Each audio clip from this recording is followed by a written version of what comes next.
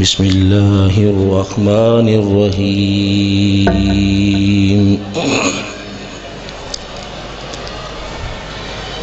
انک لا تسمع الموتى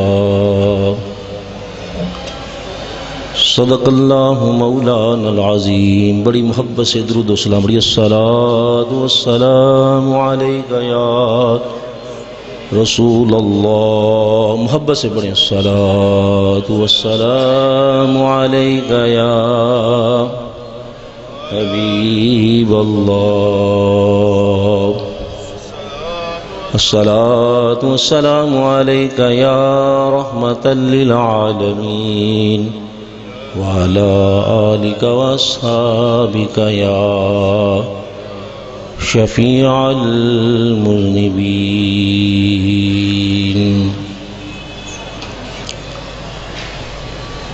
حمد و صلوات کے بعد حضرات علماء اکرام، میرے اساتذہ اکرام، شیوخ الاحادیث تشریف فرما ہے۔ آج ہم عرس امام اعظم و حضور محدث اعظم پاکستان رحمۃ اللہ علیہ کی پہلی تقریب سعید میں حاضر ہیں۔ وقت بہت تھوڑا سا ہے، ایک مسئلہ بیان کرنا ہے، مردے سنتے ہیں کہ نہیں سنتے؟ ہم اولیاء کے مزارات پر جاتے ہیں، حاضری دیتے ہیں، تو بعض حضرات کہتے ہیں کہ تم کیا لینے جاتے ہو، وہ تو سنتے ہی نہیں ہیں، اور قرآن کی آیتیں پڑھ پڑھ کر لوگوں کو بیان کرتے ہیں کہ دیکھو جی اللہ فرماتا ہے انک لا تسمع الموتى، محبوب آپ ان مردوں کو نہیں سنا سکتے۔ جب نبی علیہ السلام نے کسی کو سنا سکتے تو آپ کیسے سنا سکتے ہیں؟ حالانکہ قرآن و حدیث سے بات آیا ہے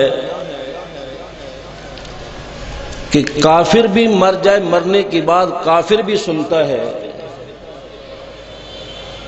جب کافر سنتا ہے تو مومن کی شان وراء الورا، جب مومن سن سکتے ہیں تو حضور محدث اعظم ہمارے اسلام کو کیوں نہیں سن سکتے؟ پھر داتا صاحب کیوں نہیں سن سکتے؟ پھر میرے اور آپ کے آقا مولا گنبد خضرا میں جلوہ گر ہو کر ہم غلاموں کا درود و سلام پھر کیوں نہیں سن سکتے؟ حضرت سیدنا ابراہیم علیہ نبینا علیہ الصلوۃ والسلام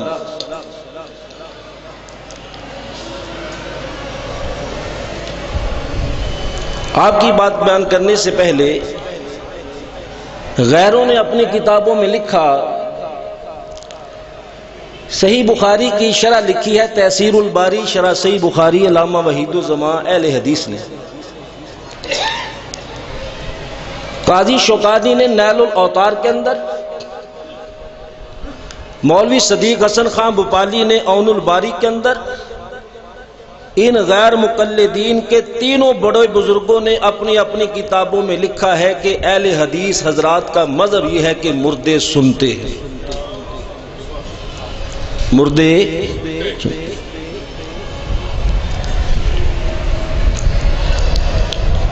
حضرت سیدنا ابراہیم علیہ نبینا علیہ السلام دریا کے کنارے جا رہے ہیں، دیکھا کہ کنارے پر لاش پڑی ہوئی ہے۔ جب پانی کی سطح دریا کے کنارے کے برابر ہوتی ہے تو پانی دریا کا اس لاش کے ساتھ ٹکراتا ہے، دریا کی مچھلیاں اس لاش میں سے نوچ نوچ کے کھاتی ہیں۔ جب پانی کی سطح نیچے ہوتی ہے تو ہوا میں سے درندے پرندے چرندے آن کر، پرندے اور درندے جنگل کے، اس لاش میں سے آن کر نوچ نوچ کے اس کا گوشت کھاتے ہیں۔ ابراہیم علیہ السلام نے دیکھا کوئی پرندہ گوشت اس لاش کے کھا کر کو کہاں اڑ کے چلا گیا، کوئی درندہ کھا کے کہاں چلا گیا، مچھلی کھا کے کوئی کہاں چلے گی، کوئی کہاں چلے گی۔ عرض کی مولا اس لاش کو قیامت کے دن تو نے زندہ کرنا ہے تو کیسے زندہ کرے گا؟ اسی بات کا اللہ قرآن کے اندر ذکر فرما رہا ہے۔ ابراہیم علیہ نبی علیہ السلام نے اللہ کی بارگاہ میں عرض کی مولا رب ارنی کیف تحیی الموتى، یا اللہ مجھے دکھا تو مردوں کو کیسے زندہ کرے گا۔ قال اولم تؤمن، ابراہیم کیا تیرا ایمان نہیں میں زندہ کر سکتا ہوں؟ قال بلی، یا اللہ ایمان ہے تو زندہ کر سکتا ہے۔ ولکن لیطمئن قلبی، یا اللہ میں تو دل کو اطمینان کی دولت دینا چاہتا ہوں۔ ایک ہوتا ہے عین الیقین، آنکھوں سے دیکھ کر ایمان لانا، ایک ہوتا ہے علم الیقین، حق الیقین، یا اللہ علم ہے، حق الیقین ہے کہ تو زندہ کر سکتا ہے، لیکن عین الیقین کے درجے پہ فائز ہونا چاہتا ہوں۔ اللہ نے ارشاد فرمایا ابراہیم قال فخذ اربعة من الطير فصرهن اليك، 4 پرندوں کو لے لو، گدھ، مور، کبوتر، کوا، چاروں کو ذبح کر کے ان کا قیمہ کر لو، اور قیمہ کر کے تھوڑا تھوڑا مکس قیمہ جو ہے مکس شدہ چاروں پرندوں کا چاروں پہاڑوں پر رکھ دو۔ اللہ کے نبی ابراہیم علیہ نبی علیہ السلام کو اللہ نے ارشاد فرمایا ابراہیم پیارے چاروں پرندوں کو قیمہ کرنے کے بعد مکس کرنے کے بعد چاروں قیمتوں کا قیمہ جو چاروں پہاڑوں پر تھوڑا تھوڑا سا رکھ دو۔ اللہ کا قرآن فرماتا ہے ثم اجعل علی کل جبل منہن جزعا، ابراہیم علیہ السلام نے چاروں پرندوں کو ذبح کیا، تھوڑا سا قیمہ پہاڑ پہ رکھ دیا، تھوڑا سا قیمہ دوسرے پہاڑ پہ رکھ دیا، چاروں پہاڑوں پر قیمہ رکھ کر فرمایا ابراہیم یہ جو مردہ پرندے ہیں جن کا قیمہ ہوا ہے وہ زندہ ہے کہ مردہ؟ بھائی بولو مردہ۔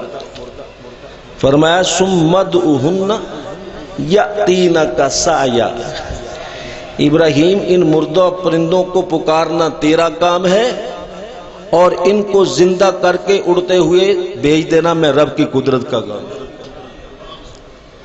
اور اللہ کا نبی جو ہوتا ہے کوئی عبث فضول کام نہیں کرتا۔ ابراہیم علیہ السلام نے آواز دی مور، چاروں پہاڑوں سے قیمہ جو تھا ایک جگہ اکٹھا ہوا اور مور کی شکل بن کے ابراہیم علیہ، ایک روایت میں آتا ہے کہ گردنیں آپ کے پاس تھی، گردن کے ساتھ جڑ گیا۔ تو اگر مردوں کو پکارنا گناہ ہوتا، اگر مردے سنتے نہ ہوتے تو اللہ کے نبی ابراہیم علیہ السلام ان مردہ پرندوں کو کبھی نہ پکارتے۔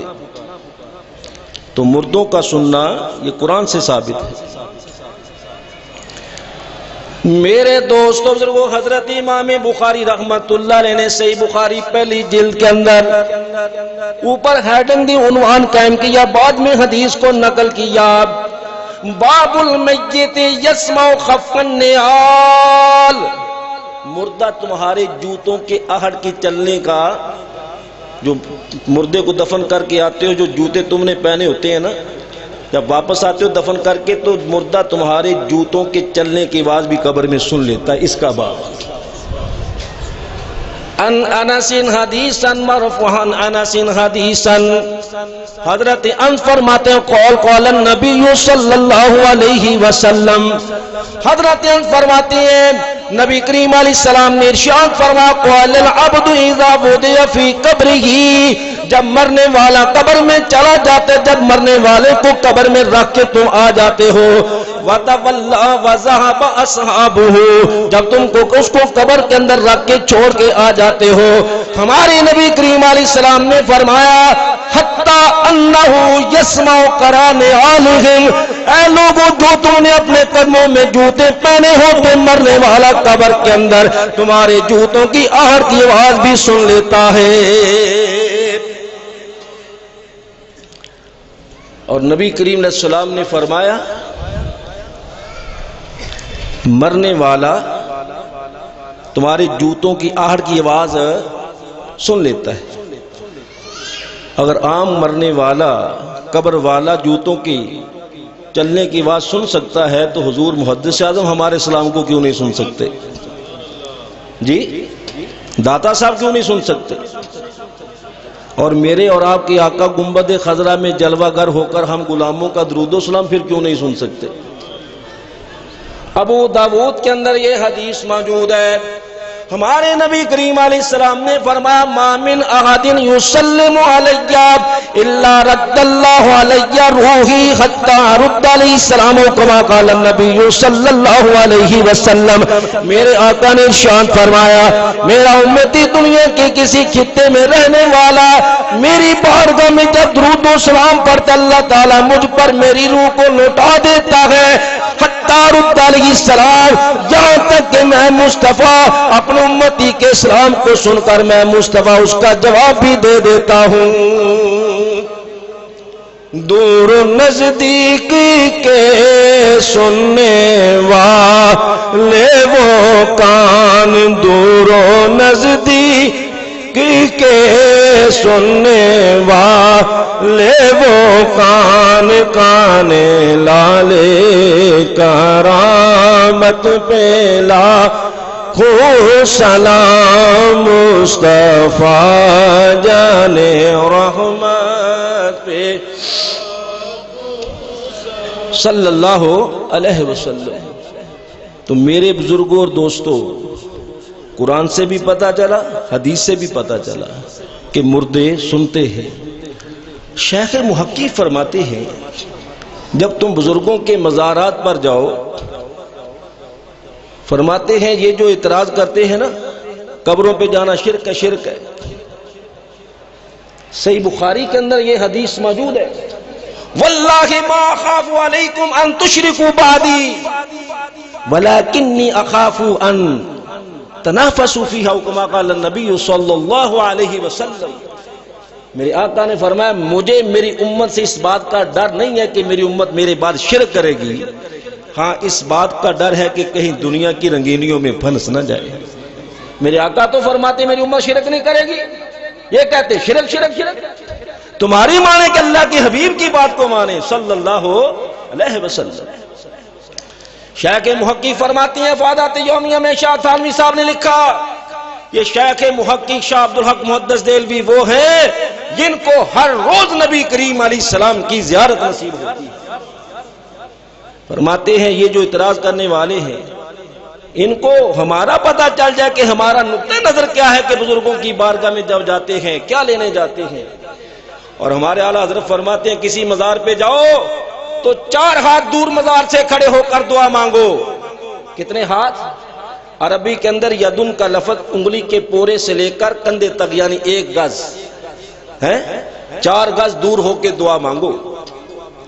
اور شیخ محقق فرماتے ہیں کسی مزار پہ جاؤ اس کے 2 طریقے ہیں، فاتح کرو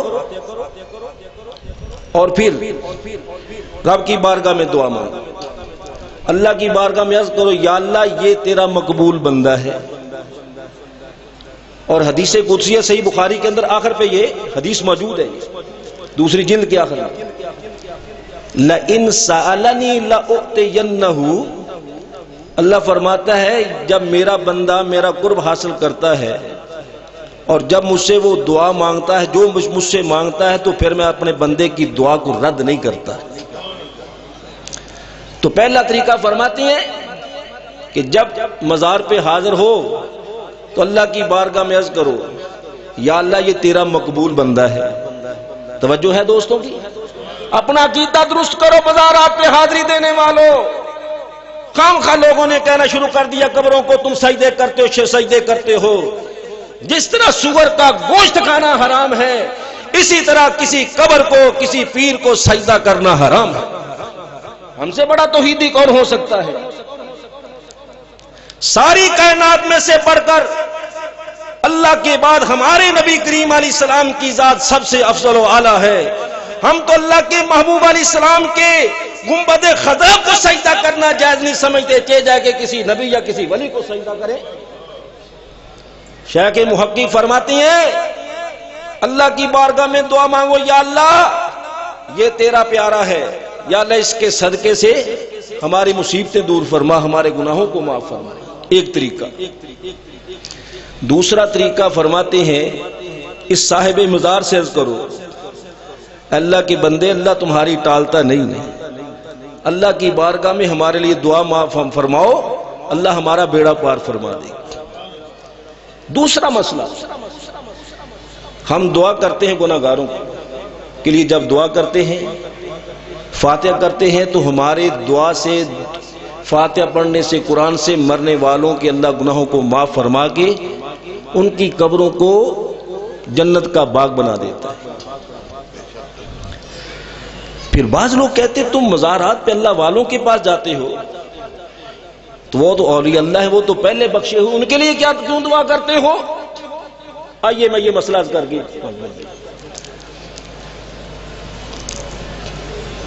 حضرت امام سیوطی رحمت اللہ علیہ، یہ کون بزرگ ہیں؟ امام عبد الوہاب شیرانی رحمت اللہ علیہ نے الیواقیت والجواہر میں ارشاد فرمایا، امام عبد الوہاب شیرانی وہ ہیں جن کو وہ فرماتے ہیں امام سیوطی نے جاگتے ہوئے محبوب علیہ السلام کی 75 مرتبہ زیارت فرمائی. 11ویں صدی کے امام. اور امام عبد الوہاب شیرانی کون ہے؟ جنہوں نے فرماتے 6 ساتھیوں سمیت نبی کریم علیہ السلام سے براہ راست صحیح بخاری شریف پڑھی ہے. ان میں 11 ساتھیوں سمیت، ان میں ایک حنفی تھا.